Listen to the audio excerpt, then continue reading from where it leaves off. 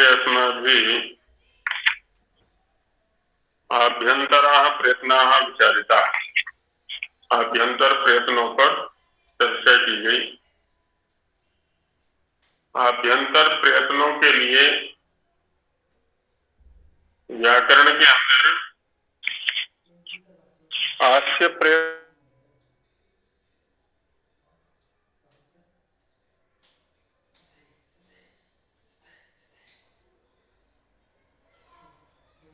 आचार्य जी आपकी आवाज नहीं आ रही है।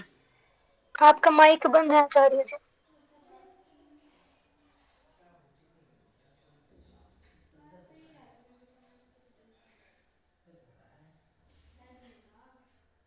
हाँ जी, ओम अभी ठीक है? जी जी हाँ जी।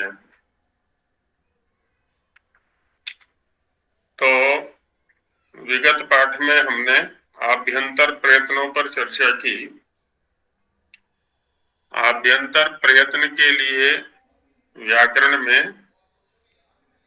आस्य प्रयत्न शब्द का प्रयोग हुआ है। जिन्होंने अष्टाध्यायी का थोड़ा बहुत अभ्यास किया है तो आरंभ में ही प्रथम पाद में नवम सूत्र है तुल्यास्य प्रयत्नम सवर्णम, तो वहां आस्य प्रयत्न शब्द का प्रयोग है। आस्य माने मुख, और उसमें होने वाला जो प्रयत्न है उसको आस्य प्रयत्न का है, और शिक्षाकारों ने उसी को आभ्यंतर प्रयत्न नाम से कहा है। तो इसमें लगभग सभी वर्णों पर चर्चा की गई। स्पर्श, अंतस्थ, ऊष्म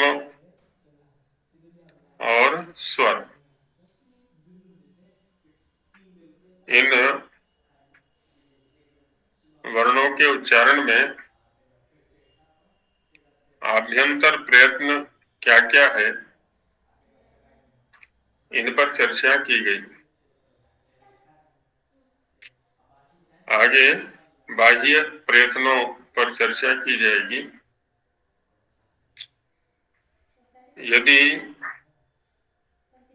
स्वरों के स्तर पर चर्चा की जाए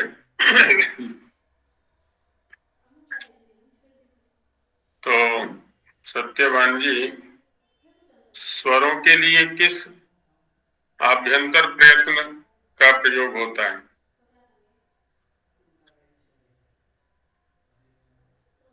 सत्यवान जी,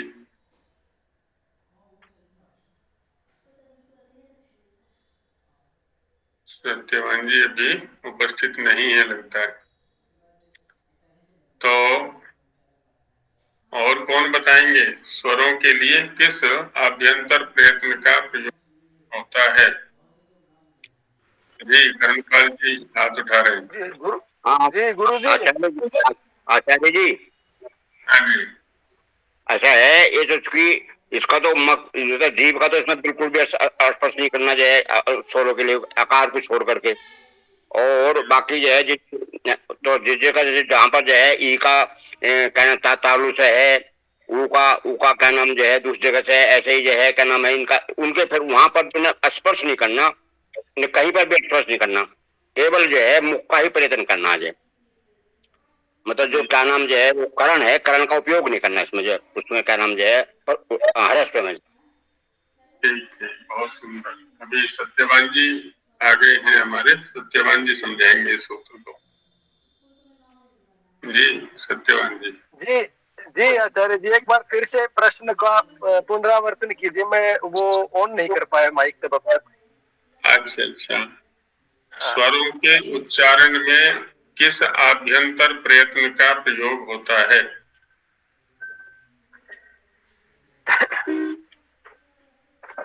जी आचार्य जी, स्वरों के उच्चारण में जैसे हम ये आकार के उच्चारण में तो जो कंठ का है, जो उच्चारण स्थान कंठ है, लेकिन जैसे इसमें नाम से जब हम बोलते हैं कि ई उ ए इस प्रकार से है, उनमें जो प्रयत्न है वहाँ तालु या ओष्ठ का ही प्रयोग ज्यादा होता है आचार्य जी। जी, आपने स्थान की चर्चा कर दी, मैं प्रयत्न की चर्चा कराना चाह रहा था। तो अच्छा जी आचार्य जी, मैं स्थान वाला बोल गया, तो उसमें तो ये है कि जैसे स्वरों के लिए विवृत करना कहा है कि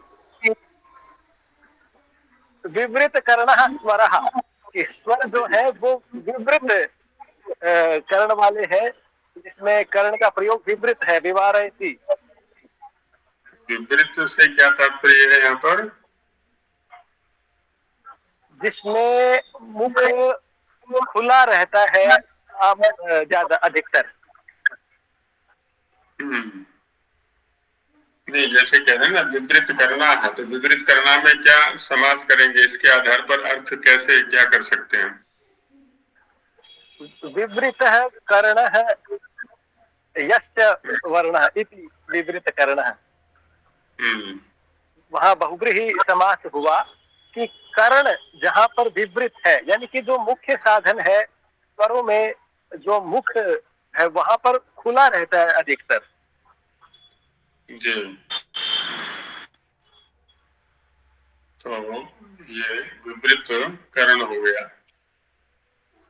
हाँ जी, और कोई कुछ इसमें कहना चाहेंगे स्वरों के आभ्यंतर प्रयत्न के विषय में?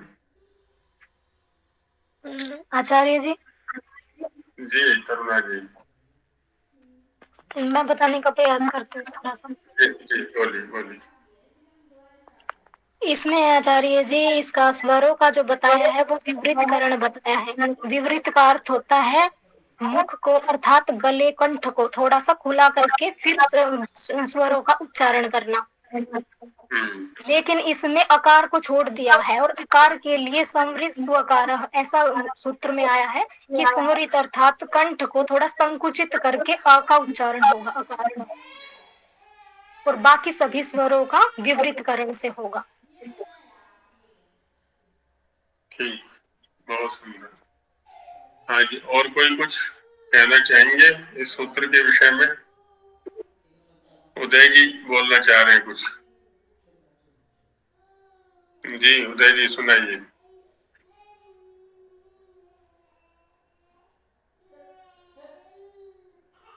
हाँ जी उदय जी, आपका माइक बंद है, माइक खोलिए पहले। जी आचार्य जी, विपरीत कर्ण में स्पर्श बिल्कुल भी नहीं होगा कर्ण का उच्चारण स्थान में। करण से क्या तात्पर्य है यहाँ पर? है जी, करण से क्या तात्पर्य लिया जाए? करण माने कर्ण प्रयत्न का जो जो अलग अलग कर्ण हो गए, जैसे ओष्ठ है, ओष्ठ भी ओष्ठ ओष्ठ वाले में ओष्ठ का स्पर्श नहीं होगा। इस तरह से अलग अलग किसी का भी पूरा स्पर्श नहीं होगा, मतलब सिर्फ प्रयत्न होगा दूर, मतलब कोशिश उधर की तरफ। जी, जैसे माना हमें बोलना है हे, तो इसमें है जी, ए बोला हमने, ए आई है ना, ए आई ओ औ, तो जी। ए में करण क्या, ए में करण क्या है?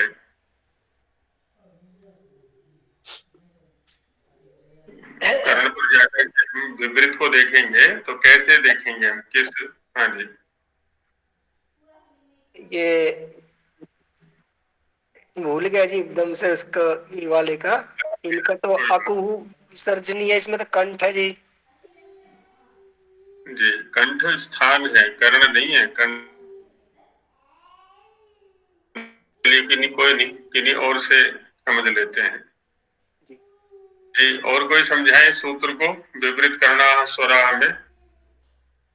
सभी लोग अपने अपने स्तर पर ठीक बोल रहे हैं, ऐसा नहीं है, और थोड़ा स्पष्ट हो जाए शायद किसी के माध्यम से। आचार्य जी मैं संस्कृत में लिख कर लाई हूँ। अच्छा सुनाओ चलो। यथा स्वराणाम् उच्चारणे जिह्वा केवलं प्रयत्नं करोति किन्तु स्पर्शं नैव करोति। एतदर्थम् एतस्य विवृतम् अर्थात् ईषद् अवगत्वा प्रयत्नः अस्ति। बहुत सुंदर। तो और कोई समझाएंगे? जी हाँ जी, उदय जी फिर से बोलना चाह रहे हैं कुछ? हाँ जी, ये जीव का ये जीवकरण। जिह्वाकरण है यहाँ पर। हाँ जी। तो जिह्वा अपने जहाँ उसका स्पर्श होना चाहिए तो स्पर्श नहीं करती है, अपितु दूरी बना करके रखती है जी। या जिस वर्ण के उच्चारण में जो करण है ना, कहीं ओष्ठ है, कहीं श्रिकणी है, कहीं श्रिकणी तो नहीं है, और जिह्वा के अलग अलग अवयव हैं। जिह्वाग्र है, जिह्वोपाग्र है, जिह्वा मध्य है, जिह्वा मूल है। तो ये सभी क्या है? करण है। तो इन करणों का उस वर्ण के उच्चारण में स्थान पर स्पर्श नहीं होता, अपितु दूरी बना करके रखी जाती है। तो क्योंकि विपरीत का अर्थ होता है खुला हुआ, दूरी बना करके रखना। जी। समृतस्त्वकारः, अर्चना जी इससे क्या कहना चाहते हैं आचार्य? जी आचार्य जी, अकार का जो उच्चारण होता है ना, कंठ को संकुचित करके होता है, इसलिए हम मतलब अ को हम वैसे तो समृत मानते हैं, लेकिन आ के सवर्णी बनाने के लिए हम उसको विवृत भी मान लेते हैं। तो मतलब उसका स्वरूप जो है वो समृत वाला है कि विवृत वाला है? जी स्वरूप तो समृत वाला है, परंतु हमको व्याकरण का कार्य करने के लिए उसको विवृत मानना ही पड़ेगा। विवृत है ना, ठीक कहा आपने, क्योंकि इसकी सवर्ण संज्ञा करनी है और सवर्ण संज्ञा के लिए आस्य प्रयत्न माने आभ्यंतर प्रयत्न की तुल्यता होनी अनिवार्य है। और यहाँ भिन्न भिन्न प्रयत्न हो गए, ह्रस्व का समृत है और दीर्घ का विपरीत है, दोनों में सवर्ण संज्ञा नहीं हो सकती। इसलिए व्याकरण प्रक्रिया की उपपत्ति के लिए हम ह्रस्व को भी विपरीत कह देते हैं। उच्चारण समृत ही होगा, लेकिन व्याकरण की प्रक्रिया के लिए उसको विपरीत कह दिया जाता है। ठीक बात है। चलिए आगे बढ़ें। किन्हीं का कुछ विचार नहीं है तो नहीं है? बाह्य प्रयत्नों में चलते हैं। आभ्यंतर शब्द पारिभाषिक है, इसी को हम आस्य प्रयत्न शब्द से और अधिक स्पष्टता के साथ समझ सकते हैं। आस्य प्रयत्न, आस्य प्रयत्न, आस्य में होने वाला प्रयत्न, मुख के अंदर, मुख माने कंठ से लेकर के ओष्ठ पर्यंत। अब इसके सापेक्ष बाह्य शब्द का प्रयोग है, क्योंकि बाह्य से तात्पर्य होता है बहिर्भवः बाह्यः, बाहर होने वाला। उदय जी कुछ कहना चाह रहे हैं? जी नहीं आचार्य जी, कुछ नहीं। इसमें हाथ आपका आया हुआ है तो इसका ध्यान रखें। जी कुछ टेक्निकल गलती हो गई। तो बहिर्भवः बाह्यः, बाहर होने वाला जो प्रयत्न है वो बाह्य है।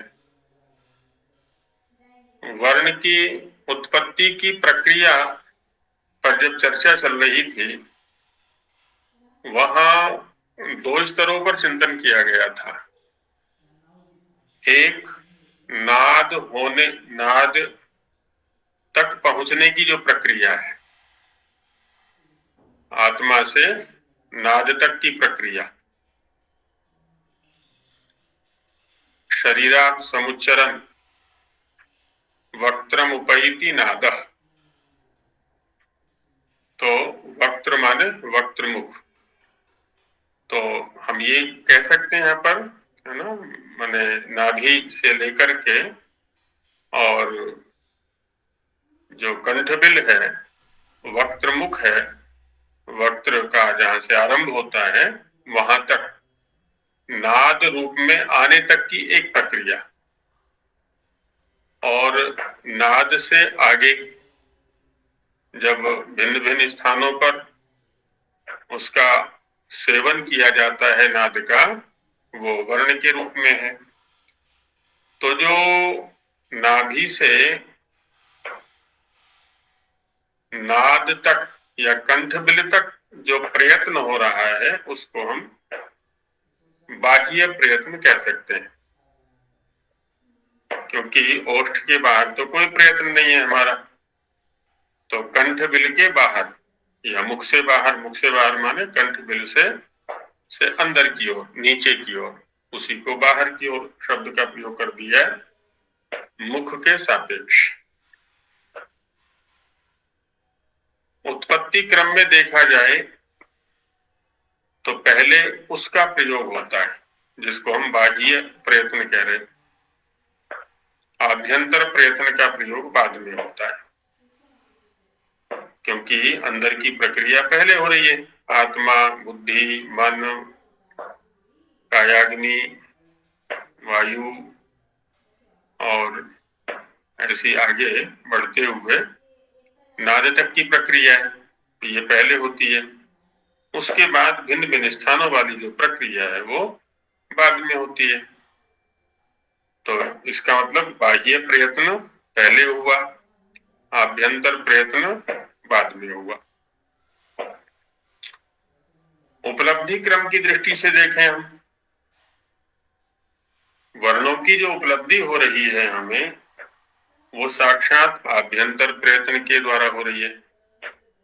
आभ्यंतर प्रयत्न का हमारी दृष्टि से उपलब्धि के स्तर पर सीधा संबंध है। या बाहर से अंदर की ओर चलेंगे तो पहले आभ्यंतर प्रयत्न की उपलब्धि हो रही है हमें, है ना। वर्ण की उपलब्धि में जो निमित्त बन रहा है वो आभ्यंतर प्रयत्न बन रहा है साक्षात। इसको ऐसा समझ सकते हैं हम, जैसे कोई वस्तु हमें चाहिए, चाहे गेहूं चाहिए या मीठा चाहिए, वस्त्र चाहिए, जो भी है, तो हम दुकानदार के पास जाते हैं। तो हमें जो सर्वप्रथम उपलब्धि होगी वो दुकान से होगी उस वस्तु विशेष की। अब यदि हमारी अन्वेषण वृत्ति है तो हम देखेंगे कि दुकानदार के पास कहां से आया है। हालांकि हमसे पहले वो दुकानदार के पास आ चुका है और दूसरे क्रम में दुकानदार से हमारे पास आया है, लेकिन जब हम अन्वेषण करने चले हमें तो उपलब्धि सर्वप्रथम दुकानदार से हुई है। और दुकानदार के बाद देखा कि दुकानदार को कहां से हुई है, तो उस मिल से हुई है, उस कंपनी से हुई है। तो यही स्थिति यहां पर भी है, हम उपलब्धि क्रम से इनका चिंतन कर रहे हैं वर्णों का। अब वहां जो नाद रूप है कंठबिल तक प्राप्त होने वाला, कभी तो वर्ण की उत्पत्ति के साथ में वायु का निस्सरण होता है, वायु निकलता है। कभी कंठबिल खुला हुआ होता है तो वायु एकदम सीधा निकल जाता है। कभी कंठबिल संकुचित सा होता है, वायु आचार्य जी एक प्रश्न है।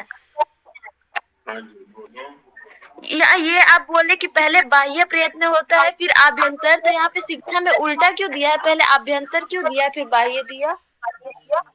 हाँ तो मैं दोनों तरफ से बोल रहा हूँ। मैंने कहा ना कि वर्णों की उपलब्धि की दृष्टि से हमें जो वर्णों की उपलब्धि हो रही है वो स्थान पर हो रही है, और स्थान पर जो प्रयत्न है वो आभ्यंतर प्रयत्न है, बाह्य प्रयत्न नहीं है। फिर हम उसको अंदर खोजते हैं तो देखा कि अंदर बाह्य प्रयत्न भी है उपलब्धि की दृष्टि से। यदि प्रक्रिया दशा में देखेंगे तो बाह्य प्रयत्न पहले, आभ्यंतर प्रयत्न बाद में। उपलब्धि की दृष्टि से देखेंगे, हमें साक्षात उपलब्धि बाह्य आभ्यंतर प्रयत्न से हो रही है, उसके बाद हम बाह्य प्रयत्न को देखते हैं। चिंतन की दिशा में भेद है, मौलिक भेद कुछ नहीं है।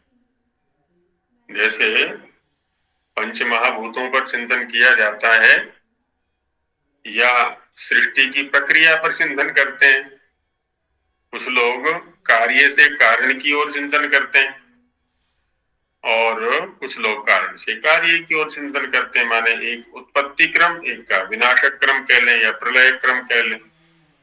जैसे भी सूक्ष्म से स्थूल की ओर चिंतन है, स्थूल से सूक्ष्म की ओर चिंतन है। तो चिंतन तो दोनों ही दृष्टियों में वस्तुपरक है, बस केवल दृष्टि में भेद है।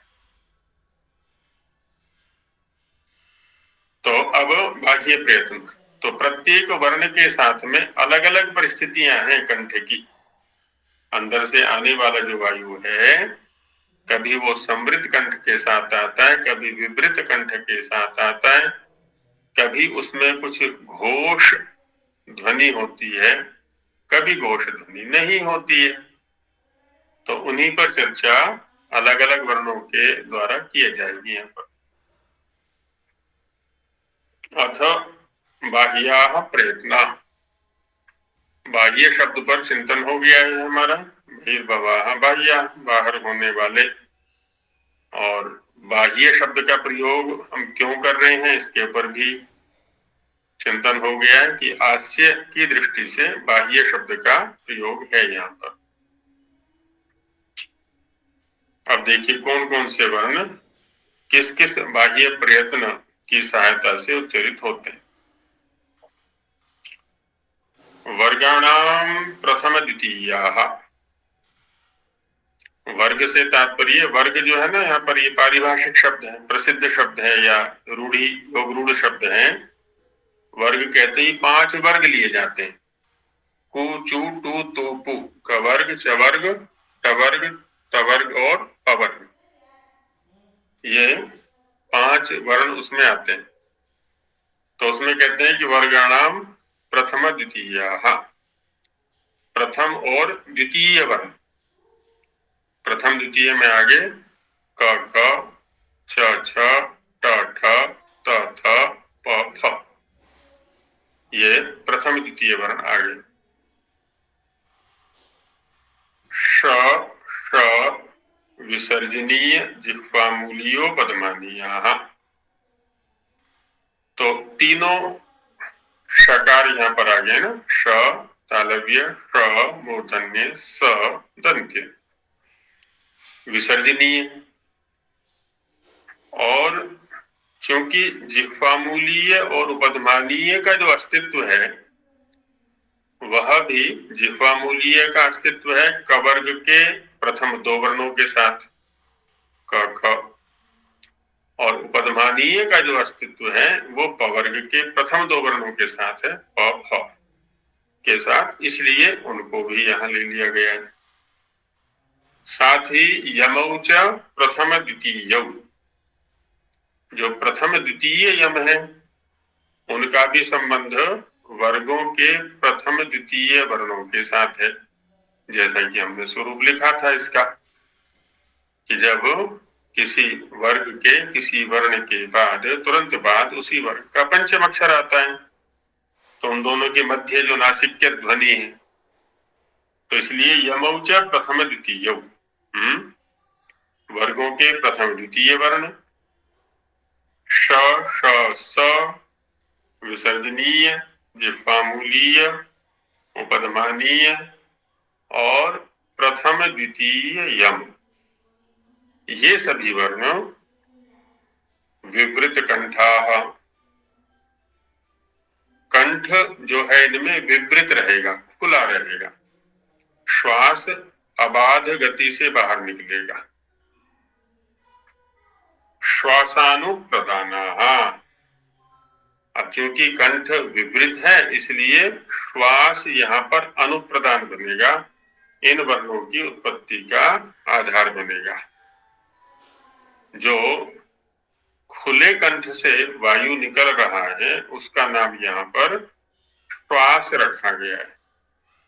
और अनुप्रदान माने उत्पत्ति का निमित्त, किसी वर्ण विशेष की उत्पत्ति का निमित्त।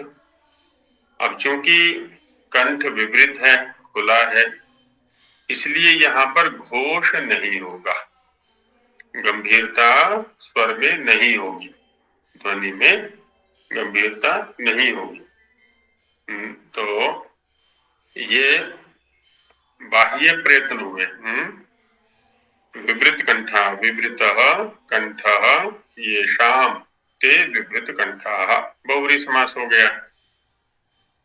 ऐसे ही श्वास अनुप्रदान येषाम ते श्वासानुप्रदानाः, न विद्यते घोषः येषु ते अघोषाः, जिन वर्णों के उच्चारण में घोष नहीं है, यहाँ बहुव्रीहि समास हो गया। तो तीनों ही पदों में यहाँ पर बहुव्रीहि समास है। अच्छा, ये घोष से क्या मतलब हुआ? घोष से तात्पर्य हम थोड़ा गंभीरता ले सकते हैं। अभी वर्णों का उच्चारण करके देखेंगे तो पता चल जाएगा, क्योंकि जब सापेक्ष वर्ण हमारे सामने आते हैं ना तो स्पष्टता वहां से पर बोलिए ना, जी वहां लिख नहीं पा रहा मैं।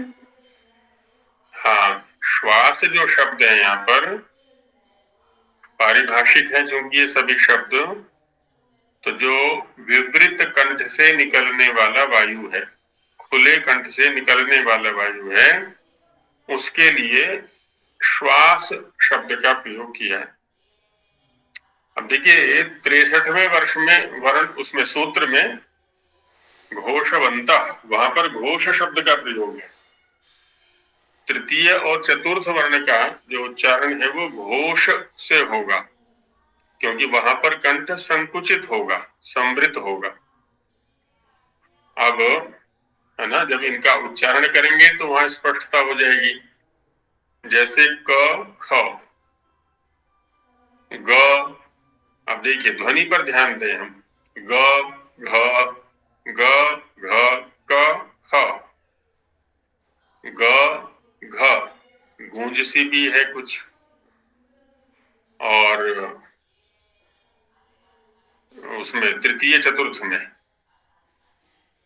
कुछ ध्वनि में अंतर है कि नहीं है, देखें दोनों के सापेक्ष। ये बात है, वो मतलब है घोष वाली तो गूंजेगी, घोष वाली नहीं गूंजेगी, ये हुआ थोड़ा सा। ये कह सकते हैं, ये कह सकते हैं। अब जैसे प फ ब भ प फ ब भ भ, हाँ, भारीपन आ रहा है तीसरे चौथे वर्ण में। तीसरे चौथे उसमें वर्ण में जो है ना थोड़ा घोष है। अब चाहे उसको गुंजन कह लें या जो भी नाम को संस्कृत में घोष शब्द से कहा हुआ है, किसी भी वर्ग में दे सकते हैं। च छ, यहाँ स्पष्टता है। ज, अब देखिए ज पर जाते ही क्या स्थिति बनती है ध्वनि की, ज झ, है ना, च छ ज झ एकदम अलग स्थिति है। ट ठ ड ढ, है ना, ट ठ ड ढ, स्वाभाविक रूप से ध्वनि आएगी अंदर से। त थ द ध त थ द ध, अलग ही स्थिति। और ये देखें कि ये जो प्रभाव है ध्वनि पर, ये कहाँ से आ रहा है। तो आप देखेंगे कि मुख के अंदर कोई इसके लिए स्थिति नहीं है, मुख के बाहर कंठ के स्तर पर है ना, मुख के अंदर नहीं है, किसी स्थान विशेष पर कोई स्थिति नहीं है इसकी, जो ध्वनि परिवर्तन हो रहा है ना वो कंठबिल के अंदर है या अंदर से ही ऐसी स्थिति आ रही है। मतलब कंठ से प्रारंभ हो जाए, कंठ में स्थिति आएगी इस तरह की। हाँ, माने मुख से बाहर है ना, मुख से बाहर है ये। तो नाद तक प्राप्त होने वाली जो स्थिति है ना, वहां का परिवर्तन है ये। नाभि से जो कंठबिल तक आती है स्थिति, ये वहां का परिवर्तन है ध्वनि में, बाद का नहीं है। बाद में तो फिर जिह्वा संभाल लेती है इधर, या ऊपर का जो कर्ण है वो संभाल लेता है उस वायु को स्थान विशेष पर। नीचे जिह्वा की कोई भूमिका नहीं है, कर्ण की या स्थान की कोई भूमिका नहीं है वहां पर। और उस स्तर पर ये प्रयत्न है, उस स्तर पर ही परिवर्तन है, ये कहना चाहिए। ठीक है आचार्य जी, बिल्कुल सही है। हाँ जी, तो है ना, विपरीत कंठ विपरीत है, खुला है, इसलिए घोष नहीं है। कंठ को संकुचित कर देंगे जैसे तृतीय वर्ण में होगा तो घोष आ जाएगा वहां पर। और क्योंकि कंठ विपरीत है इसलिए श्वास भी एकदम सीधा निकलेगा, बिना किसी बाधा के निकलेगा। वो वर्ण की उत्पत्ति का निमित्त बनेगा आगे चल के स्थान विशेष पर जाकर, इसलिए ये अघोष है। तो वर्ण स्पष्ट है ना। जो भी स्थितियां हैं यहाँ पर इस सूत्र पर, किसी भी वर्ग के प्रथम द्वितीय वर्ण के स्तर पर है। हम यदि श, श, स इन तीन को अलग कर दें, विसर्जनीय और जिह्वामूलीय, ये भी स्वतंत्र वर्ण हो गए। विसर्जनीय, जिह्वामूलीय और उपध्मानीय। यमों का संबंध नहीं, जिह्वामूलीय उपध्मानीय तो वर्ग के प्रथम द्वितीय, कवर्ग और पवर्ग के साथ संबद्ध हो गए, जिह्वामूलीय और उपध्मानीय। और जो प्रथम द्वितीय यम है उनका भी, तो कह सकते तीन तीन का जोड़ा बन गया यहाँ पर। वर्ग का प्रथम द्वितीय वर्ण, इधर कवर्ग और पवर्ग के साथ में जिह्वामूलीय उपध्मानीय की संबद्धता बन गई, और उधर वर्ग के प्रथम द्वितीय वर्ण के साथ में प्रथम द्वितीय यम का संबंध हो गया। और जो मध्यवर्ती हैं वो चार वर्ण बच गए, श, स, विसर्जनीय। विसर्जनीय भी ऐसे ही उच्चरित होता है, जो अघोष है और विपरीत कंठ वाला है वो भी, है ना, अंदर से ही उसमें भी परिवर्तन की स्थिति बनती है। अब यहाँ पर एक सामान्य सिद्धांत देते हैं वर्णों को लेकर के, विशेषकर वर्गों के वर्ण जो हैं उनके आधार पर, और अन्य वर्णों को भी। एके प्रथमा बहुवचनांतम, अल्प प्राणाः प्रथमा बहुवचनांतम, इतरे प्रथमा बहुवचनांतम, महाप्राणाः प्रथमा बहुवचनांतम। पहले वाले सूत्रों में समास की स्थिति लगभग स्पष्ट हो गई होगी। प्रथम द्वितीयाः में इतरेतर योग द्वंद्व समास करेंगे। प्रथमाश्च द्वितीयाश्च इति प्रथम द्वितीयाः। और श, स विसर्जनीय, जिह्वामूलीय, पद्मानीय में भी इतरेतर योग द्वंद्व करेंगे। षश्च, षश्च, सश्च, विसर्जनीयश्च, जिह्वामूलीयश्च, पद्मानीयश्च इति ष, स विसर्जनीय, जिह्वामूलीयो, पद्मानीयाः, ऐसा करके। और बाकी में समास हो ही गया है। आचार्य जी समाज फिर से बोलिए ना।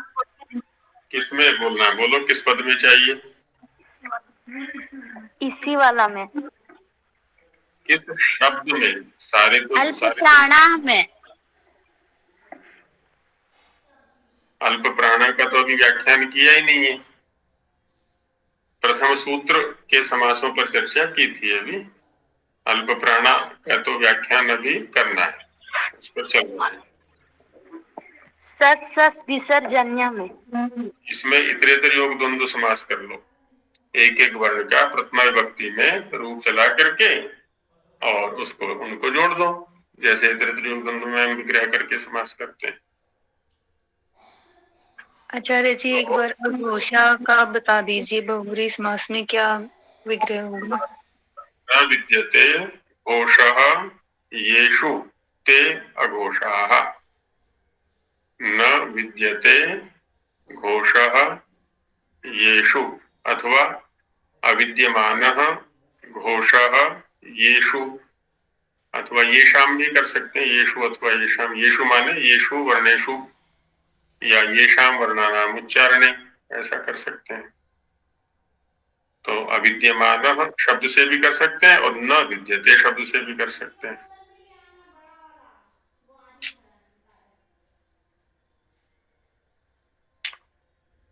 जो समास अव्ययों को या निपातों को लेकर के किए जाते हैं, तो होता क्या ना, कुछ निपात या अव्यय ऐसे हैं जो कि स्वतंत्र रूप से प्रयुक्त होने पर किसी अर्थ विशेष को नहीं देते, उनका सह प्रयोग होता है, किसी अन्य अर्थ को भी अपने अंदर समेटे हुए होते हैं। कभी कभी ये होता है।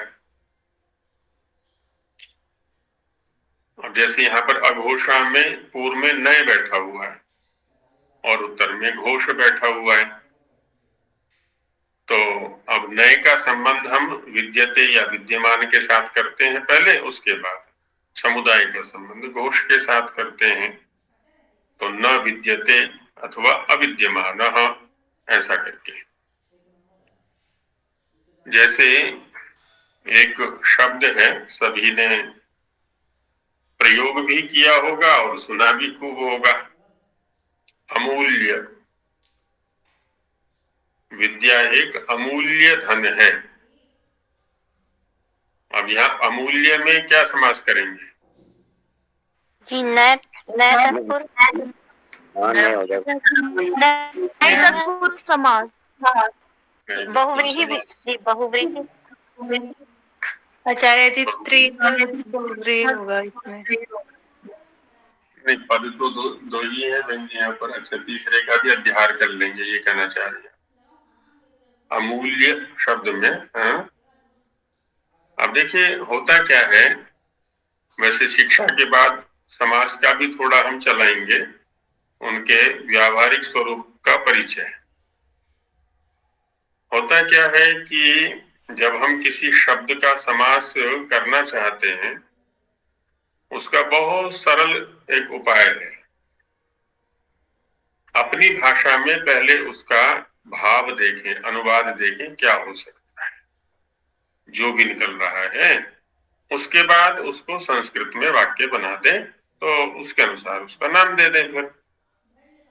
अब जैसे अमूल्य शब्द सामने रखा गया, जो वाक्य मैंने बोला था, विद्या एक अमूल्य धन है। अब यहाँ पर जो अमूल्य शब्द है, उसका संबंध धन के साथ है या विद्या के साथ है। कि कहना क्या चाहता है वक्ता? विद्या का कोई मूल्य नहीं है। अब ये भाव नए तत्पुरुष में नहीं आएगा। नए तत्पुरुष में क्या होता है? उत्तर पद का प्रतिषेध किया जाता है, निषेध किया जाता है। न मूल्यम अमूल्यम, मूल्य शब्द वैसे भी नपुंसकलिंग में है, तो मूल्य का न होना तत्पुरुष में तो ये अर्थ निकलेगा, और बहुव्रीहि में अर्थ निकलेगा जिसका कोई मूल्य नहीं है। हम में से किसी का भी सामर्थ्य नहीं है कि विद्या का मूल्य दे सके या ले सके, है ना? क्योंकि विद्या का क्या मूल्य रखेंगे हम? तो न विद्यते या अविद्यमानम मूल्यम यस्य या यस्याः सा अमूल्या विद्या। अमूल्य जना, है ना? जो भी है, अमूल्यम चरित्रम, कहीं भी ले जा सकते हैं शब्द को। एक शब्द का प्रयोग यहाँ पर है। एक शब्द अनेक अर्थ में आता है। एक तो संख्यावाची है, एक शब्द संख्यावाची है। एक शब्द अन्य अर्थ में भी आता है, जैसे पीछे देखा ना हमने, एकेशाम। एकेशाम माने अन्येषाम, अन्य आचार्यों के मत में, कि अन्य आचार्य ऐसा कहते हैं। और एक शब्द अकेले के लिए भी आता है। एक माने एकला, एकाकी, जिसको एकाकी बोलते हैं ना, उसके लिए भी एक शब्द आता है। व्याकरण में सूत्र आया हुआ एकादा किनिचा सहाये, एकाद आकिनिच असहाये। असहाय को कहने के लिए वहां पर एक शब्द से विकल्प से आकिनिच प्रत्यय होता है, तो एकाकी ऐसा बनता है। एक यह भी बनता है पक्ष में, तो एक माने अकेला, तो एक ही माने अकेले। वर्गों में है ना, जो वर्ग है ना हमारे सामने 5 वर्ग हैं, और प्रत्येक वर्ग में 5 वर्ण हैं। कुछ वर्ण तो ऐसे हैं जो जोड़ा बनाते हैं, कुछ वर्ण ऐसे हैं जो जोड़ा नहीं बनाते हैं। जो विषम संख्या वाले हैं, है ना, वो कैसे हैं जी, एक अकेले वर्ण है, 1 3 5, वो जोड़ा नहीं बनाते। जो सम संख्या वाले हैं 2 4, वो जोड़ा बना रहे। तो इसलिए एक से तात्पर्य हो जाएगा यहाँ पर 1 3 5,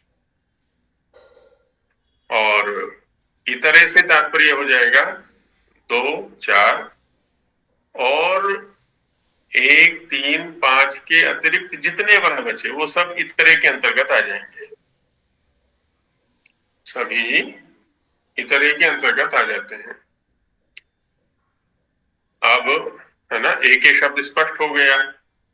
अब अल्प प्राणः को देखते हैं, है ना। अल्प प्राणः में बहुव्रीहि समास करेंगे।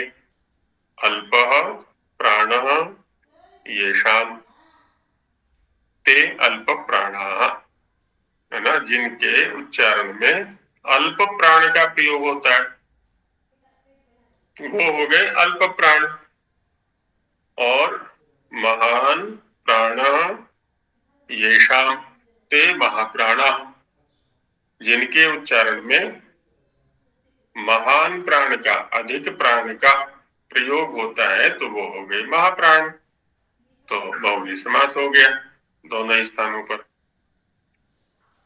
तो अब अर्थ की दृष्टि से देखें तो वर्गाणाम एके वर्णाः, दूसरे रूप में कहें तो विषम संख्या युक्ताः वर्णाः अल्प प्राणा भवन्ति, तेषाम् उच्चारणे प्राणस्य अल्प प्रयोगो भवति, या अल्पस्य प्राणस्य प्रयोगो भवति।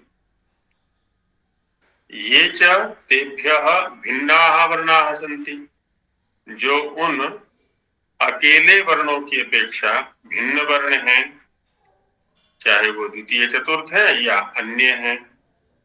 ते महाप्राणाः भवन्ति, तेषाम् उच्चारणे महतः प्राणस्य उपयोगो भवति, अथवा महता प्राणेन ते उच्चारणीया भवन्ति, है ना। उनका जो उच्चारण है वो महाप्राण से होता है। अब इसमें देखें, पहले अलग दृष्टि से हम चिंतन कर रहे थे वर्णों पर, अब दृष्टि प्राण को लेकर के हो गई। क ख, अब इन दोनों के उच्चारण में भेद हो गया यहाँ पर। तो क ख, ग घ, क ख, तो क ग ङ, इनमें अल्प प्राण, ख घ इनमें महाप्राण। अपने अपने स्तर पर उच्चारण करके देखें और ध्यान कंठ बिल की ओर लेके जाएं। मुख पर ध्यान ना दें, स्थान और आभ्यंतर प्रयत्न पर ध्यान नहीं देना है। अभी ध्यान देना है हमें जो अंदर से वायु आ रहा है, वहां की किस वर्ण के उच्चारण में वायु की क्या स्थिति है, प्राण की क्या स्थिति है, तो स्पष्ट हो जाएगा, है ना। 1 3 5 में अल्प प्राण का प्रयोग है, थोड़े प्राण का प्रयोग है, जबकि द्वितीय चतुर्थ में जो है वो महाप्राण का प्रयोग हो रहा है। बाकी अन्य वर्णों की भी यही स्थिति है। अब अन्य वर्णों को लेते हैं, है ना। आप किसी भी वर्ग के स्तर पर जाके उच्चारण कर सकते हैं, प फ प फ ब भ ब भ म प प ब म च छ च छ च छ ज झ च छ ज झ। अब देखिए है ना, प्राण का अधिक उपयोग कहाँ हो रहा है, कम उपयोग कहाँ हो रहा है, वो स्पष्ट हो जाता है एकदम। बहुत से व्यक्तियों को अधिक बोलने का अभ्यास हो जाता है। वो सोचते हैं कि अधिक बोलने से अधिक मूल्य बनेगा मेरा, तो खूब बोलते रहते हैं। ऐसा नहीं होता है। बोलते समय ध्यान हमें ये रखना चाहिए, उतना बोले जितना आवश्यकता है, क्योंकि शक्ति का क्षय तो हो रहा है ना बोलने में। शरीर में किसी भी इंद्रिय के स्तर पर हम चेष्टा करते हैं तो उस चेष्टा को करने के लिए प्राण चाहिए, शक्ति चाहिए, उसका क्षय हो रहा है। अब यदि हम व्यर्थ में ही बोलेंगे तो अपव्यय कर रहे हैं उस ऊर्जा का हम, तो दुरुपयोग करेंगे तो अवमूल्यन हो जाता है। ठीक वैसे ही जैसे कोई वस्तु बाजार में अधिक उपलब्ध हो, उसके उपभोक्ता कम हो, तो मूल्य कम होता है उसका। और यदि वस्तु कम हो और उपभोक्ता अधिक हो तो मूल्य अधिक होता है। जब हम नपातुला बोलेंगे, कम बोलेंगे, आवश्यकता के अनुसार बोलेंगे, अवसर या समय के अनुकूल बोलेंगे, तो एक तो अपनी शक्ति का भी हम संचय कर रहे हैं, सुरक्षा कर रहे हैं, और दूसरा हमारे शब्दों का मूल्य बढ़ रहा है। चिंतन में गंभीरता आती है, कम बोलने से चिंतन में गंभीरता आती है। उदय जी कुछ कहना चाह रहे हैं और प्रीति जी भी कुछ कहना चाह रही है। हाँ जी उदय जी। आचार्य जी मैं पूछना चाह रही थी। जी प्रीति जी। आचार्य जी आपके अनुसार हमें बोलकर पढ़ना चाहिए या मौन रहकर पढ़ना चाहिए? कहाँ पर? कुछ भी अध्ययन कर रहे हो तो उसके स्तर पर बताइए। मतलब हम तैयारी करते हैं एग्जाम तो उससे रिलेटेड। शुद्ध उच्चारण करने का अभ्यास करना है, तब बोलकर पढ़ने का लाभ है यदि सामने वाला उस शुद्धता या अशुद्धता को जानता हो।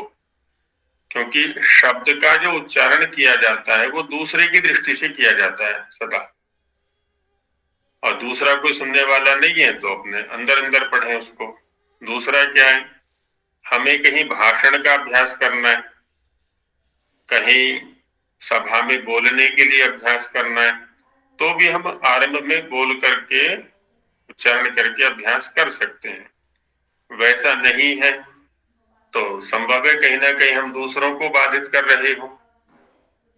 हम बोल करके पढ़ेंगे और पास वाले कमरे में कोई सोना चाहते हैं या वो भी पढ़ना चाहते हैं, तो कोई भी क्रिया करते समय हमें ये ध्यान में रखना है कि मेरी किसी क्रिया से दूसरे को बाधा तो नहीं पहुंच रही है, नहीं तो उतने स्तर पर मैं ऋणी हो रहा हूं उसका या पाप का भागी बन रहा हूं, क्योंकि व्यर्थ में ही उसके ध्यान में या उसकी क्रिया में मैं बाधा उपस्थित कर रहा हूं। तो ये देख लें, मैंने उसका मतलब प्रयोजन क्या है, प्रयोजन के सापेक्ष किसी भी क्रिया को किया जाए, ऐसा रहता है जी स्थिति के अनुसार। हाँ स्थिति के अनुसार। और व्यर्थ में ही बोलेंगे तो अपनी शक्ति का क्षय करेंगे। यदि बोल करके पढ़ने की आवश्यकता नहीं है, किसी को सुनाना नहीं है, कोई शुद्धोच्चारण का अभ्यास भी हम नहीं कर रहे हैं, कहीं हमें प्रवचन भी नहीं दे रहा है, कहीं सभा में बोलना भी नहीं है, तो अपना शांति से पढ़ें, मन मन में पढ़ें उसको। हाँ जी, उदय जी कुछ कहना चाह रहे हैं सर।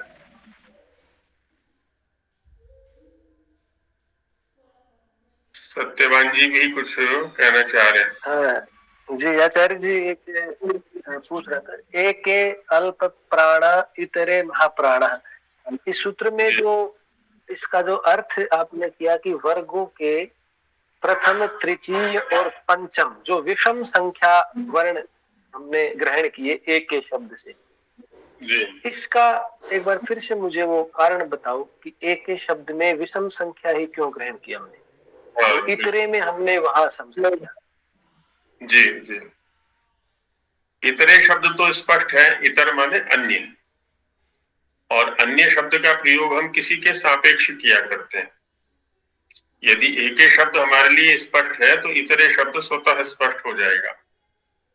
एक जैसा व्याकरण की प्रक्रिया से समझने का प्रयास किया था हमने, एक माने एककः, एकाकी, एकलः, अकेला। तो विषम संख्या वाले क्या है ना, किसी के साथ जोड़ी नहीं बना रहे, जो सम संख्या वाले हैं वो जोड़ी बना रहे हैं।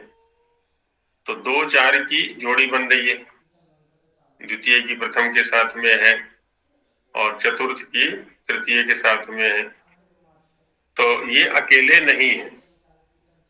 जबकि 1 3 5 ये विषम संख्या वाले ये अकेले हैं, किसी के साथ में जोड़ी नहीं बना रहे हैं। जब हम एक का प्रयोग करेंगे वो तो है ही अकेला, और तृतीय जो वर्ण है वो भी किसी के साथ जोड़ी नहीं बना रहा है, पंचम भी किसी के साथ युगल बंदी नहीं कर रहा है। तो इस तरह से एक एक का मतलब हो गया अकेले, अकेले मतलब विषम, सम होने पर ही जोड़ी बनेगी। और इतरे माने इनके सापेक्ष अन्य जितने भी वर्ण बच गए वो सब इतर कोटि में आ गए, ऐसा हो जाता है।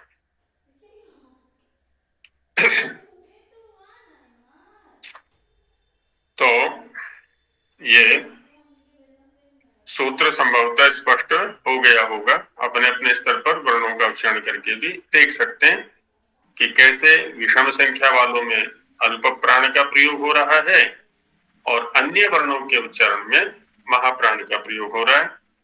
कुछ का प्रयोग करके हमने देख लिया था वर्गों के जो वर्ण हैं।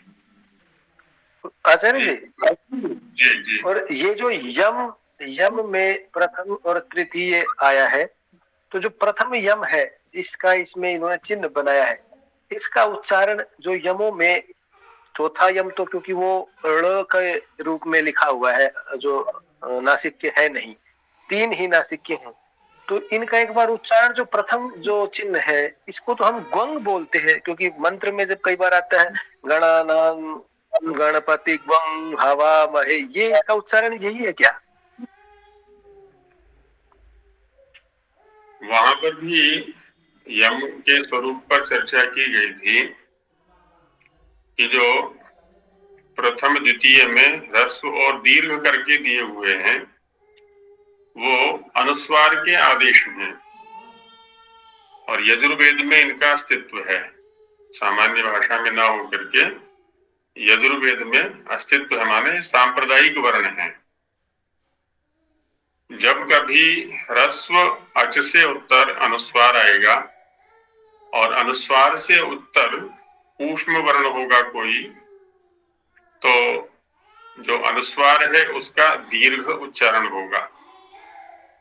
इसके विपरीत जब दीर्घ स्वर से उत्तर अनुस्वार और अनुस्वार से उत्तर कोई ऊष्म वर्ण और र भी है होगा, तो अनुस्वार का उच्चारण ह्रस्व रूप में होगा। अब देखिए यहाँ पर क्या है, इतना तो स्पष्ट है कि ये व्यंजन है। व्यंजन जो होता है वो आदि मात्रा का होता है, आदि मात्रा से अधिक का व्यंजन नहीं होता है। यदि हम इसको गुंग बोलते हैं तो गुंग बोलने में ग उ ङ 2 मात्राएं हमने उच्चारण की, तो व्यंजन से तो ये बाहर हो गया, क्योंकि व्यंजन तो द्विमात्रिक नहीं हो सकता। और यदि हम ग्वंग बोलते हैं तो ग, व, अ, न, ये हो गई हमारी ढाई मात्रा। तो ढाई मात्रा का भी व्यंजन नहीं होता है, तो दोनों ही उच्चारण हमारे अशुद्ध हो जाते हैं सैद्धांतिक दृष्टि से। इसलिए और दूसरा क्या है कि उच्चारण स्थान में हमने देखा था अनुस्वार यमाह नासिक्या। यम जो है वो विशुद्ध नासिक्य हैं।